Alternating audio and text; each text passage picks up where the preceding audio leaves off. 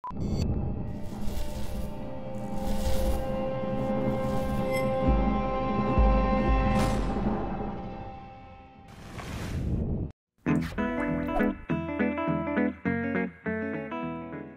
is Rob Roll in the Northwestern Fishery District with an update on our area lakes.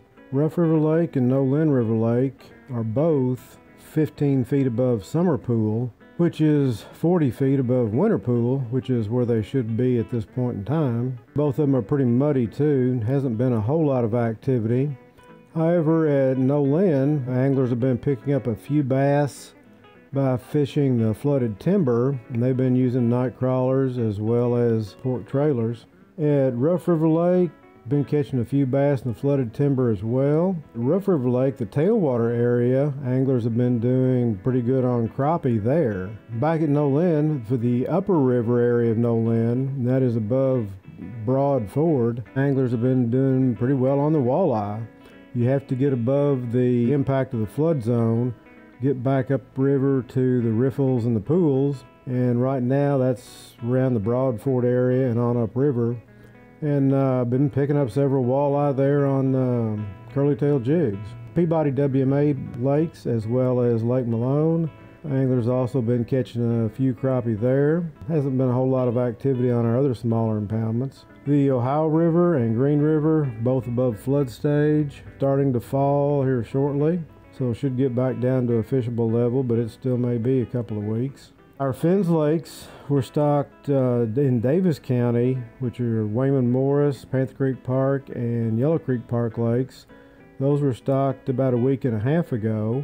Hopkins County Lake, Madisonville City Park, as well as Morton's Lake on Higginson Henry WMA and Sandy Watkins Park in Henderson County are all stocked with trout on the 27th, and anglers are doing well on all those. The trout lakes at Peabody WMA, which is Rob's Lake, Access Lake, and Flycatcher Lake, anglers are still catching some crappie from them. So those are a few possibilities of places to go. That's an update from the Northwestern Fishery District. Please remember, be safe on the water, always wear your life jackets.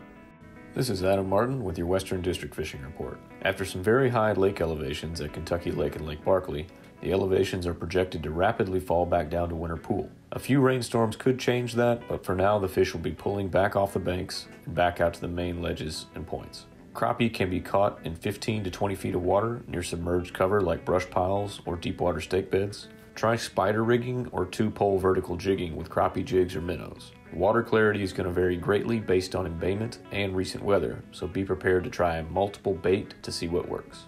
Bass will also be pulling out of the flooded vegetation as the waters recede, which will make it very tough to fish until they settle back into their typical winter patterns. Water clarity in most areas of the lake is not conducive to slow presentations like jerkbaits, but jigs and other soft plastics have produced some fish lately.